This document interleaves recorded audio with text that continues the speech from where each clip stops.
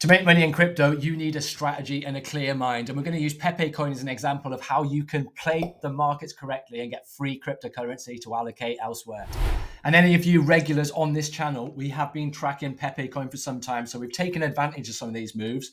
And this was the big move that the community took advantage of on this channel. So it was this break here that we managed to catch.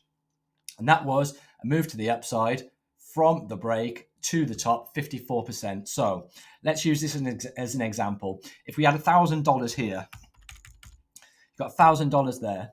You're taking profits at this take profit zone. We said it was going to be a take profit zone, and we knew that we were going to get a rejection there because we had a rejection previously. So this resistance was built in, and look how price action kissed this. Go back and watch the other videos. This is exactly where our resistance was built in. That's where price action rejected. And then we started pulling back. So we were tracking and we were tracking and we were tracking. But meanwhile, this $1,000, if you had taken profits, let's clone that, stick that up there. That's turned now to $1,500. So you've got $1,500 capital. You're in money now. And we're tracking this down. We're tracking this down. We don't know when it's going to break. All we know is we've got our momentum line here. We've dropped the momentum line and we're waiting for the break. So you've got 1,500 capital. And at the moment, we're at our previous support zone. We need to hold this support because that coincides with the previous higher low. If we break the higher low, the trend's going to reverse and there's a higher probability it will start making further moves to the downside.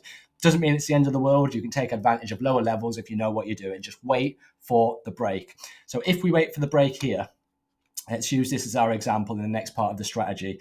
You're waiting for the break. You get the break and you get your move to the upside. That's 42%. So you got $1,500 and your times in that, say it's 50%. You got 2,250. Just to make the maths easy. You got 2,250. What do you do where you know that this is going to act as resistance again? All we want is confirmation. We're all about confirmation. We want price action to push above resistance, act as confirmation, and continue moving to the upside. We're perma bulls on this channel, so we're looking for bullish moves.